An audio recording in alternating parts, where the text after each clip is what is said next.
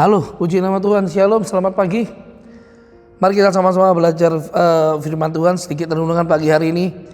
Kita buka Rut pasal yang pertama, ayat 1 sampai ayat yang ke-5. Pada zaman para hakim memerintah, ada kelaparan di Israel.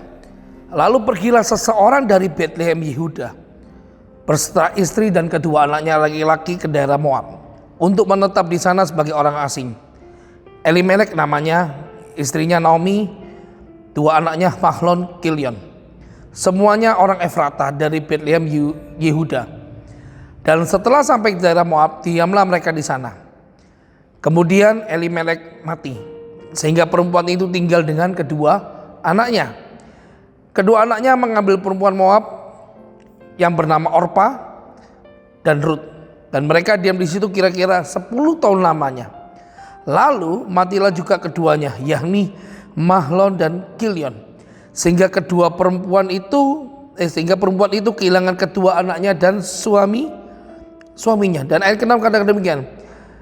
Kemudian berkemaslah ia dengan dua mantunya, dan ia pulang dari Moab, sebab di Moab ia mendengar bahwa Tuhan telah memperhatikan umatnya dan memberi makan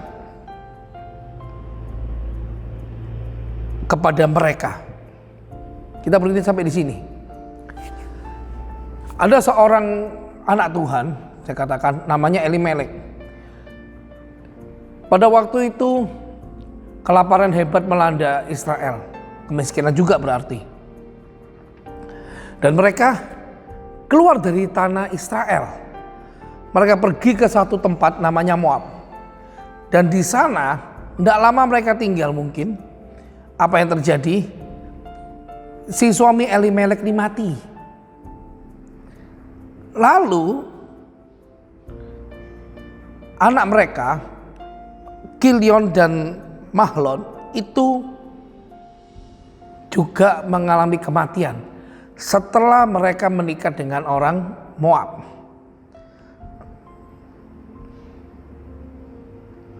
Setelah itu apa yang terjadi?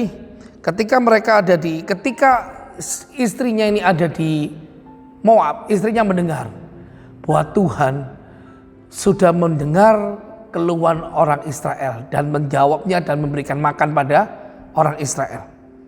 Saya berhenti sampai di situ. Ada berapa banyak orang Kristen yang seperti ini? Mungkin saya juga pernah. Anda mungkin yang di rumah saat ini pernah. Ketika kita mengalami masalah, ketika kita itu berdoa pada Tuhan, mungkin kita itu seringkali berdoa dan kita seringkali bertanya-tanya ketika jawaban tidak pernah datang. Akhirnya apa yang terjadi? Kita mulai hilang kendali.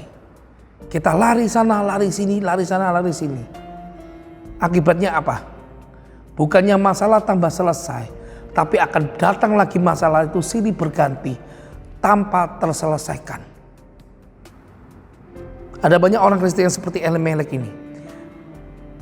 Karena kelaparan dan kemiskinan melanda mereka, Elimelek keluar daripada tanah Mesir. Dan dia itu tidak tanya sama Tuhan. Beda sama Yusuf ataupun dengan yang lain. Tapi dia tidak tanya, akhirnya itu yang terjadi.